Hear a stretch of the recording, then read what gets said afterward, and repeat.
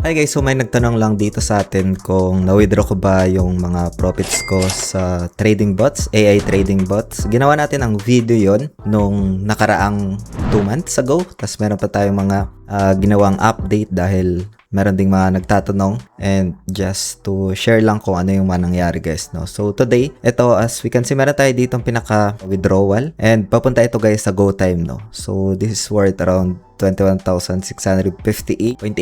So, ayan, makikita naman natin dito. And dito guys, no, pwede rin natin na i-withdraw papunta sa GCash or mga e-wallets, pero dito sa GoTime. So, ito yung isa sa mga example natin dito. So, ngayon guys, just an idea, especially dun sa mga curious and kakatanong lang din dahil itong platform na ito, especially sa cellphone, is nagbabago yung pinaka-user interface, no. So, share ko lang dito kung paano siya i-navigate. Pero bago tayo dito guys, magsimula, kung hindi nyo pa nalike itong video na ito, please like this video first, subscribe nyo yung YouTube channel natin, turn on the bell icon para ma-notify kayo dito sa mga updates natin na ginagawa sa ating YouTube channel guys, no. Ayan, so punta tayo dito guys, no.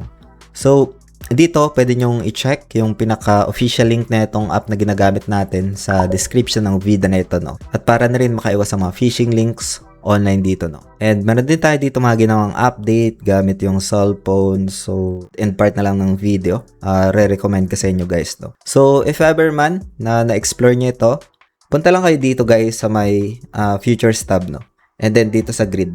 So, once na ma-select natin yan, ayan. So, mapupunta tayo dito, no. So, dito sa grid, merong pinaka option or mga predefined na, no. Ayan, dito sa gilid, that you can check if ever na paakyat yung price action, itong option na ito.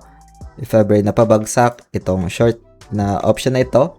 And if ever na walang masyadong galaw yung presyo or nagsa-sideways lang siya, ay itong neutral, no. So, dito meron ng predefined, no. Like, i-use mo na lang siya, ito. Or like, for example, dito sa may long option. So, i-use mo lang siya, i-select mo lang. And then, ilalagay mo lang dito yung pinaka-USDT. And then, set mo lang dito yung pinaka-leverage. Like, for example, 20. Ayan. And then, confirm. So, makikita mo naman dito, guys, kung magkano yung USDT na kailangan, no? Again, itong video natin today is just for ideas lang, no? For reference. And does not qualify as an investment or financial advice, no? So, dito, pwede mong piliin yung spot asset mo. Ayan. So, select mo lang. Ayan. Magre-reflect na yung USDT na yan. And create long lang dito guys, no. So ganun lang, predefine na dito yung setups, yung price range, yung grids, yung profit per grid after fees, so 0.59 to 0.67%, and then yung percentage ng pinaka drawdown, no. So makikita mo na dito. So sa cellphone naman, punta tayo. So dito guys sa cellphone, punta ka lang sa may home tab, tapos meron ka makikita dyan na more. And then sa more, meron pa ditong mga other option like yung trade option. So select mo lang dito yung futures grid.